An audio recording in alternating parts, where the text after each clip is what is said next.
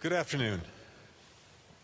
A few weeks ago, not long after becoming Secretary of State, I spoke directly to the American people.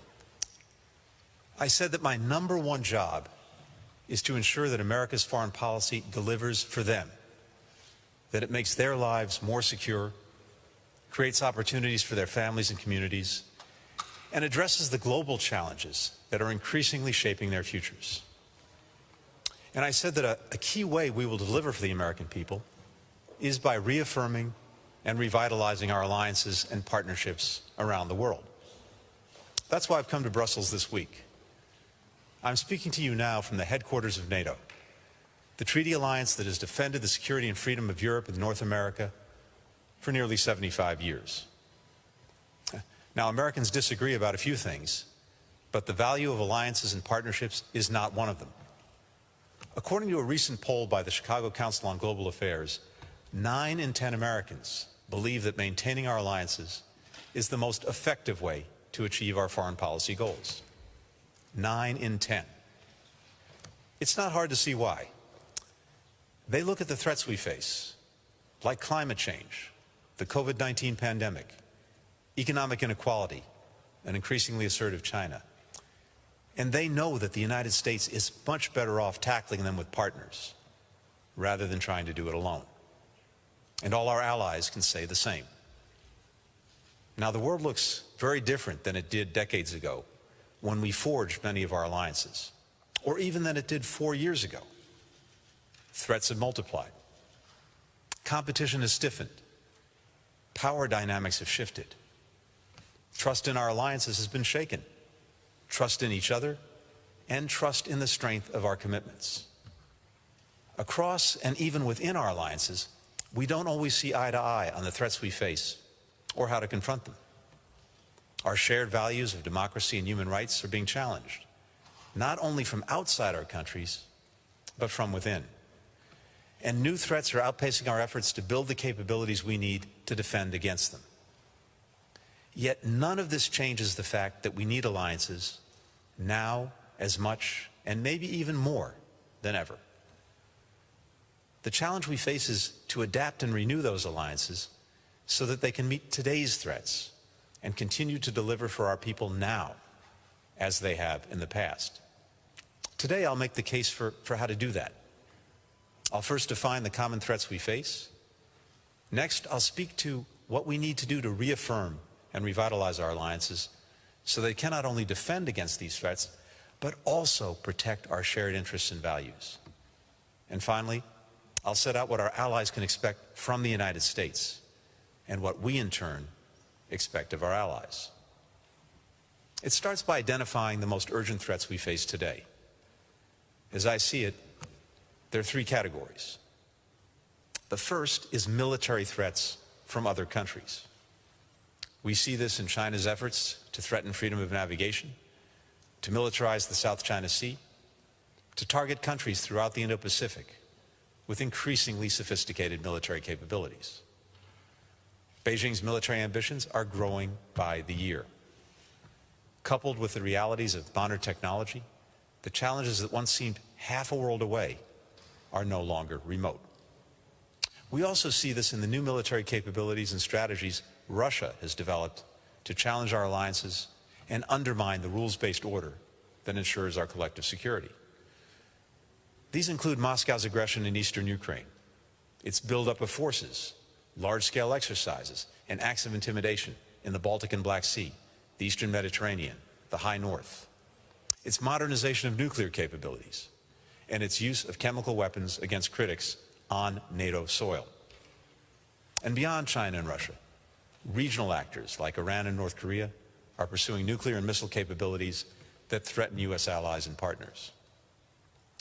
The second category is non-military threats from many of these same countries. The technological, economic, and informational tactics that threaten our security. These include the use of disinformation campaigns and weaponized corruption to fuel distrust in our democracies, and cyber attacks that target our critical infrastructure and steal intellectual property. From China's blatant economic coercion of Australia to Russia's use of disinformation to erode confidence in elections and in safe, effective vaccines, these aggressive actions threaten not only our individual countries, but also our shared values. And the third category are global crises like climate change and COVID-19. These aren't threats posed by specific governments. They're global. Higher temperatures, rising sea levels, and more intense storms affect everything from military readiness to human migration patterns to food security. As the COVID-19 pandemic has made abundantly clear, our health security is intertwined and only as strong as our weakest link. We also face global terrorism, which often cuts across these categories. While we significantly degraded the threat of terrorism, it remains significant, especially when groups and individuals enjoy support and safe harbor from governments or find havens in ungoverned spaces. Now, many of these threats weren't front of mind when our alliances were formed. Some didn't exist at all. But that's the great strength of our alliances. They were built to adapt, to keep evolving as new challenges emerge. So here's how we can adapt them today. First, we must recommit to our alliances and to the shared values that sustain them. When America was attacked on 9/11, our NATO allies immediately and unanimously invoked Article 5. An attack on one is an attack on all. This is still the only time in history that Article 5 has been invoked, and it was to protect the United States. We will never forget it. And our allies can expect the same from us today. As President Biden said to the Munich Security Conference last month, you have our unshakable vow. America is fully committed to NATO, including Article 5. That's a vow I reaffirmed to our allies at NATO this week. And Secretary of Defense Austin and I expressed that same commitment to our allies in Japan and South Korea, where we recently concluded negotiations on burden-sharing agreements that will help maintain peace and prosperity in a free, open Indo-Pacific for years to come. Our alliances were created to defend shared values. So renewing our commitment requires reaffirming those values and the foundation of international relations we vowed to protect, a free and open rules-based order. We've got our work cut out for us on this front. Virtually every democracy in the world is dealing with challenges right now, including the United States. We're up against deep inequities, systemic racism, political polarization, each of which makes our democracy less resilient. It's on all of us to show what has always been the system's greatest strength, our citizens, and the faith we put in them to improve our societies and institutions. The biggest threat to our democracies isn't that they are flawed. They've always been. The greatest threat is that our citizens lose trust in democracy's ability to fix those flaws, to follow through on our founding commitment to form a more perfect union. What separates democracies from autocracies is our ability and willingness to openly confront our own shortcomings, not to pretend they don't exist, to ignore them, to sweep them under the rug. We also have to hold one another to the values at the heart of our alliances, to confront a democratic recession around the world. We all must speak up when countries backslide from democracy and human rights. That's what democracies do. We deal with challenges out in the open. We also must help those countries move back in the right direction by strengthening the guardrails of democracy, like a free and independent press, anti-corruption bodies, and institutions that protect the rule of law. This, too, is what it means to recommit to our alliances. Second, we must modernize our alliances. That begins with improving our military capabilities and readiness to ensure that we maintain a strong and credible military deterrent. For example, we must ensure that our strategic nuclear deterrent remains safe, secure, and effective, particularly in light of Russia's modernization. That's critical to keeping our commitments to our allies strong and credible, even as we take steps to reduce further the role of nuclear weapons in our national security. We'll also work with our Indo-Pacific allies to address a wide range of complex security challenges in the region. We've got to broaden our capacity to address threats in the economic, technological, and informational realms. And we can't just play defense. We have to take an affirmative approach. We've seen how Beijing and Moscow are increasingly using access to critical resources, markets, and technologies to pressure our allies and drive wedges between us. Of course, each state's decision is its own. But we must not separate economic coercion from other forms of pressure. When one of us is coerced, we should respond as allies and work together to reduce our vulnerability by ensuring our economies are more integrated with each other than they are with our principal competitors. That means teaming up to develop cutting-edge innovations, ensuring that our sensitive supply chains are resilient, setting the norms and standards that will govern emerging technologies, imposing costs on those who break the rules. History tells us that when we do, more countries will opt for the open and secure spaces that we build together. And we must expand our ability to address transnational threats, especially climate change and pandemics like COVID-19.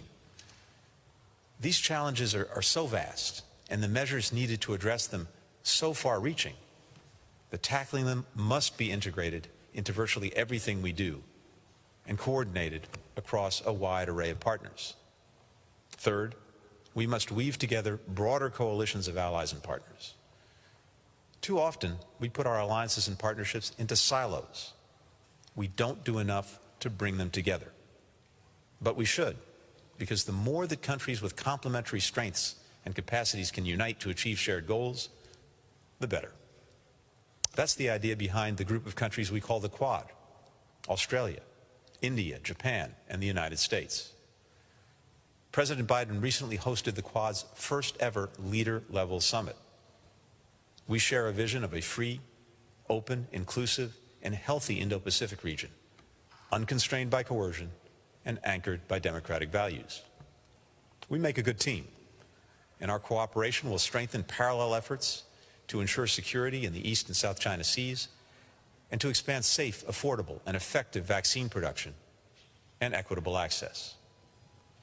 Deepening NATO-EU cooperation is another example.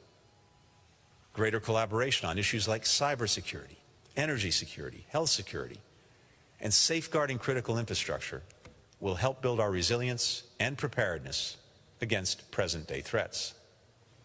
It also makes us stronger when we stand up for our values. Consider the sanctions that the United States just imposed in unity with Canada, the European Union, and the United Kingdom on individuals engaged in the atrocities being committed against Uyghurs in Xinjiang. The retaliatory sanctions that China then imposed on members of the European Parliament and the EU's Political and Security Committee, academics and think tanks, make it all the more important that we stand firm and stand together, or else risk sending the message that bullying works.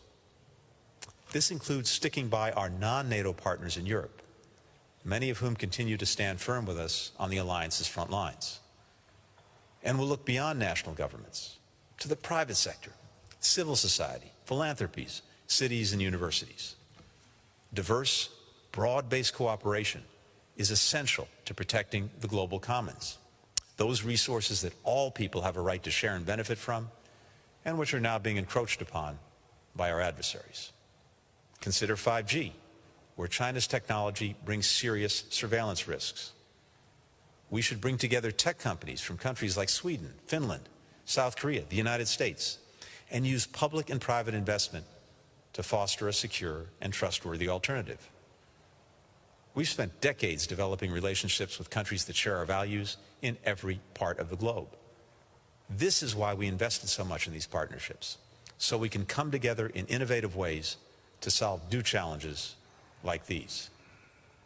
To any who doubt what we can achieve when we work together in this way, I point to the unprecedented cooperation by scientists who shared hundreds of viral genome sequences across institutions and borders, research that was indispensable to the discovery of several safe, effective COVID-19 vaccines in record time. The very first of those vaccines to be approved by the World Health Organization was pioneered by a doctor born in Turkey who grew up in Germany and who co-founded a European pharmaceutical company that partnered with an American counterpart to produce the vaccine. Now, America's allies and partners may be listening to my words today and saying, we need to know what we can expect from you. Because, as I said, trust has been shaken to some degree over the past few years. So let me be clear about what the United States can promise to our allies and partners. When our allies shoulder their fair share of the burden, they'll reasonably expect to have a fair say in making decisions. We will honor that. That begins with consulting our friends early and often. This is a key part of the foreign policy in the Biden-Harris administration, and it's a change our allies already see and appreciate. We'll treat the efforts of our allies to develop greater capacity as an asset, not a threat. Stronger allies make for stronger alliances. And as the U.S. develops our capacities to address the threats I've outlined today, we'll make sure they remain compatible with our alliances and that they contribute to strengthening our allies' security. We'll ask the same of our allies in return. The United States won't force our allies into a us or them choice with China. There's no question that Beijing's coercive behavior threatens our collective security and prosperity, and that it is actively working to undercut the rules of the international system and the values we and our allies share. But that doesn't mean that countries can't work with China where possible, for example, on challenges like climate change and health security. We know that our allies have complex relationships with China that won't always align perfectly. But we need to navigate these challenges together. That means working with our allies to close the gaps in areas like technology and infrastructure, where Beijing is exploiting to exert coercive pressure. We'll rely on innovation, not ultimatums. Because if we work together to make real our positive vision for the international order, if we stand up for the free and open system that we know provides the best conditions for human ingenuity, dignity, and connection, we're confident we can outcompete China or anyone else on any playing field. We will always pull our weight, but we'll also recognize when our allies are pulling theirs. And let me be frank, this has often been a contentious issue, particularly in the transatlantic relationship. We recognize the significant progress many of our NATO allies have made in improving defense investments, including progress toward meeting the Wales commitment of spending 2% of GDP on defense expenditures by 2024. The full implementation of these commitments is crucial.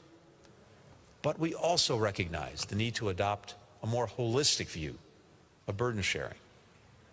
No single number fully captures a country's contribution to defending our collective security and interests.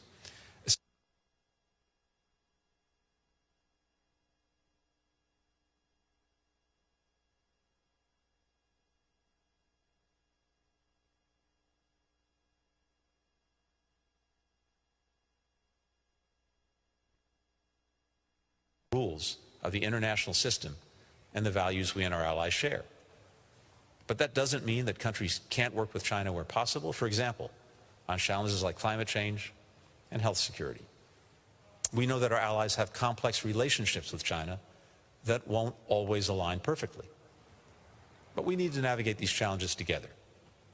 That means working with our allies to close the gaps in areas like technology and infrastructure, where Beijing is exploiting to exert coercive pressure. We'll rely on innovation, not ultimatums. Because if we work together to make real our positive vision for the international order, if we stand up for the free and open system that we know provides the best conditions for human ingenuity, dignity, and connection, we're confident we can outcompete China or anyone else on any playing field. We will always pull our weight, but we'll also recognize when our allies are pulling theirs. And let me be frank, this has often been a contentious issue, particularly in the transatlantic relationship. We recognize the significant progress many of our NATO allies have made in improving defense investments, including progress toward meeting the Wales commitment of spending 2% of GDP on defense expenditures by 2024. The full implementation of these commitments is crucial. But we also recognize the need to adopt a more holistic view of burden sharing. No single number fully captures a country's contribution to defending our collective security and interests.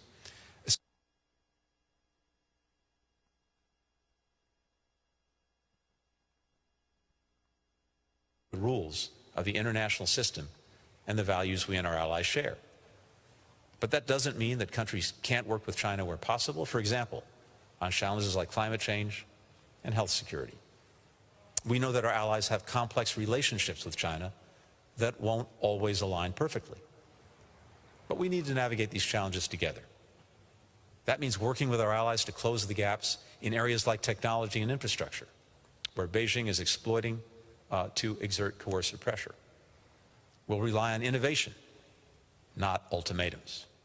Because if we work together to make real our positive vision for the international order, if we stand up for the free and open system that we know provides the best conditions for human ingenuity, dignity, and connection, we're confident we can outcompete China or anyone else on any playing field.